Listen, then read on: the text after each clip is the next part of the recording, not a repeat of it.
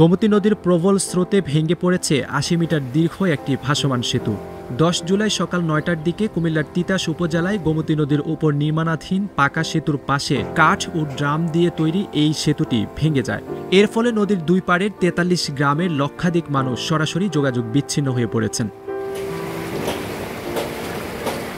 স্থানীয়রা জানান, সেতুটি ভেঙে পড়ায় গোমতী নদীর উত্তর পশ্চিম ও দক্ষিণ পূর্ব পাড়ের মানুষের চলাচল চরমভাবে ব্যাহত হয়েছে।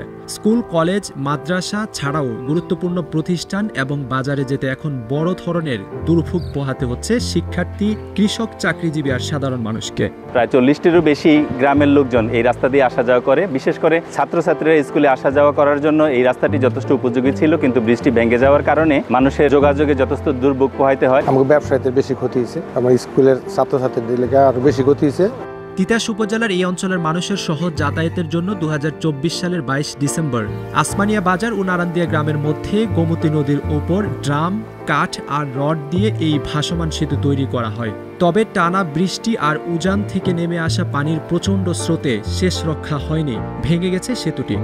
এখন ভাঙা গর্তে ভরা প্রায় ৪ কিলোমিটার ঘুরে দাসকান্দি দিয়ে নদীর এক পাড় থেকে অন্য পাড়ে যেতে হচ্ছে স্থানীয়দের। পাকা সেতু এখনও নির্মাণ না হওয়ায় এই কাঠের সেতুটি দ্রুত নির্মাণ সম্পন্ন করার জন্য এলাকার মানুষ প্রশাসনের দৃষ্টি কামনা করেছেন। প্রশাসনের দৃষ্টি আকর্ষণ করছি, আমাদের এই ড্রামের যে ব্রিজটা, এটা যেন দ্রুত ২-১ দিনের মধ্যে এটা সমাধান করে দেয়। আমরা দুর্যোগে আছি, আমাদের ব্যবসা বড় ক্ষতি হয়ে গেছে। আসমানিয়া বাজারটা এখন প্রত্যন্ত এলাকায় পরিণত হয়ে গেছে, যে এলাকাটা জমজমাট ছিল। সুতরাং আমরা ঊর্ধ্বতন কর্তৃপক্ষের নিকট এটা যেন আমাদের দ্রুত এই সমস্যার সমাধান করা হয়, সেই লক্ষ্যে আমি আপনাদের কাছে অনুরোধ করছি।